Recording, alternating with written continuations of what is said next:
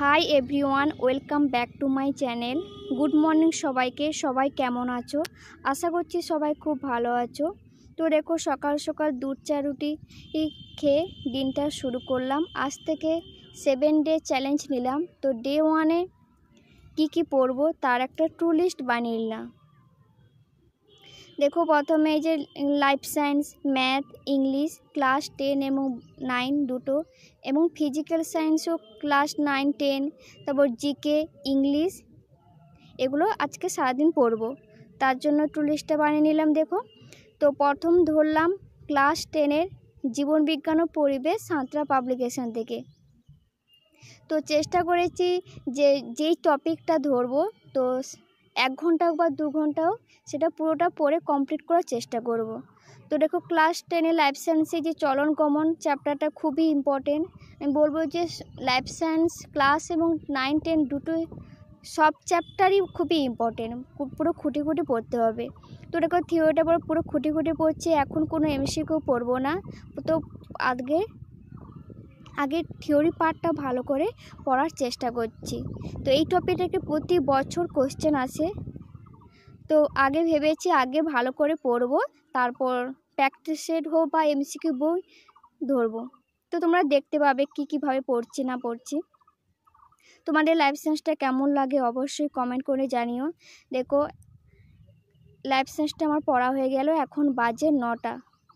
7টার সময় পড়া থেকে শুরু করেছিলাম, 9টা বাজে। এরপর ধরবো ক্লাস 9-এর ফিজিক্যাল সায়েন্স, ভট্টাচার্যর ব্রাদার্স বই থেকে। আমি এই লেখকের বই পড়ছি, আমার কোনো ছায়া প্রকাশনী বই নেই। তো পরিমাপটাও খুব ইম্পর্টেন্ট, এটাও প্রথমে আগে থিওরিটা পড়লাম। তো এখানে এই টপিকগুলো কী বলতো, শর্ট কোশ্চেন আসে, স্কেলার রাশি, ভৌত রাশিগুলো প্রত্যেক বছর থেকে একটা না একটা কোশ্চেন আসে। তো তার জন্য খুঁটে খুঁটে পড়ার চেষ্টা করছি। তারপর এবং সেম লাইফ সায়েন্সের মতো ফিজিক্যাল সায়েন্সও প্রথমে থিওরি পড়ার পর এমসিকিউ বইটা ধরবো। তোমাদের ফিজিক্যাল সায়েন্স পড়তে কেমন লাগে অবশ্যই কমেন্ট করে জানিও। আমার তো ভালোই লাগে। এই ম্যাথগুলো একটু কঠিন লাগে, কিন্তু চেষ্টা করছি এবার ম্যাথগুলো ভালো করে প্র্যাকটিস করার। ফিজিক্যাল সায়েন্সে কোন টপিক থেকে কীভাবে কোশ্চেন আসবে সেটা খুবই বলা মুশকিল। তো তাও দেখো, এই যে প্রাথমিক একক, লব্ধ একক, এগুলো একটা শর্ট ফর্মে আসে। যেমন হয়তো বলে দিল যে বেগে কোন একক, এটাও বলতে পারে যে লব্ধ এককের উদাহরণ বেগ, দীপন, প্রাবল্য, তড়িৎ প্রবাহ, কোনটা হবে সেটা বলতে হবে। খুবই ইম্পর্টেন্ট। তো পরিমাপের সবগুলো রাশি একক খুবই ইম্পর্টেন্ট। তো ভালো করে পড়ার চেষ্টা করো, এবং আমিও পড়ার চেষ্টা করছি ভালো করে পড়ার, জানি না কতদূর কী হবে। তো প্রথমে আগে থিওরিটা পড়লে এমসিকিউটা করতে খুব সুবিধা হয়, কিন্তু থিওরিটা না পড়ে আগে এমসিকিউ ধরলে খুবই কঠিন হয়। তোমরা চেষ্টা করো আগে থিওরিটা ভালো করে পড়ে এমসিকিউ সলিউশন করার। তো দেখো, এখন বাজে 10টা। ফিজিক্যাল সায়েন্সটা 1 ঘন্টা রাখলাম, কারণ ফিজিক্যাল পরিমাপটা আগে হয়ে গেছিলো। তো ফিজিক্যাল সায়েন্সটাও হয়ে গেল। তো খেয়ে দিয়ে এসে এখন বাজে 10টা। তো এখন কি করব না, ক্লাস 9-এর ম্যাথটা ধরবো।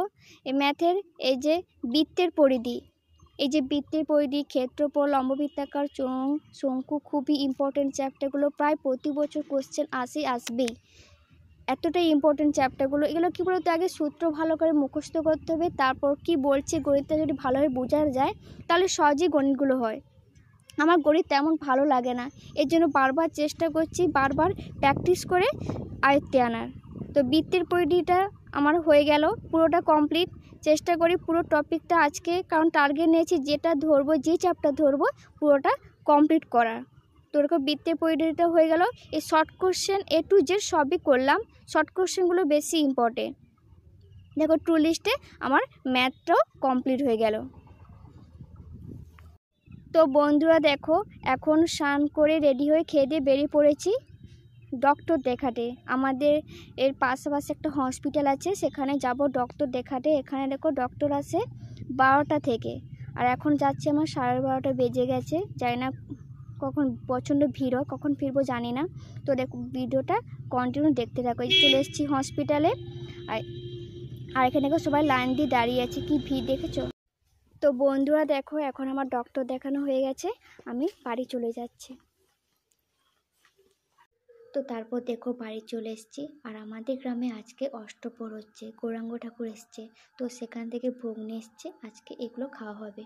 তো আজকে দুপুরে ছিল লাঞ্চে ছিল ভাত, আলু ভাজা, তিতা তরকারি, কুমড়োর ঘন্ট, আলুর ঝোল, ডাল আর পায়েস, চাটনি।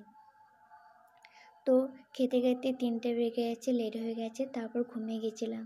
তারপর 5টার সময় ঘুম থেকে উঠে ইংলিশটা ধরলাম। আজকে ইংলিশটা পড়েছি সিনোনিম। ইউটিউব ক্লাস থেকে আমি খাতায় তুলে রেখেছি, সেগুলো পড়ার চেষ্টা করছি, কারণ পুরোটা সিনোনিমটা কমপ্লিট করার ইচ্ছা আছে। তারপর সন্ধ্যার দিকে 6টার সময় তারপর জীবন বিজ্ঞানী ক্লাস 9-এর জীবন সংগঠন স্তরটা ধরলাম। আজকে এই জীবন সংগঠন স্তরটাই পুরো কমপ্লিট করব। এই জীবন বিজ্ঞান বইটাই এখন পড়বো, আর এরপরে কোনো আর বই পড়বো না। এখন ভিডিওটা এখন এই পর্যন্তই। তো ট্রু লিস্টে প্রায় সব বই পড়া কমপ্লিট, শুধু বাকি থাকলো জিকে আর ফিজিক্যাল সায়েন্সে ক্লাস 10-এ।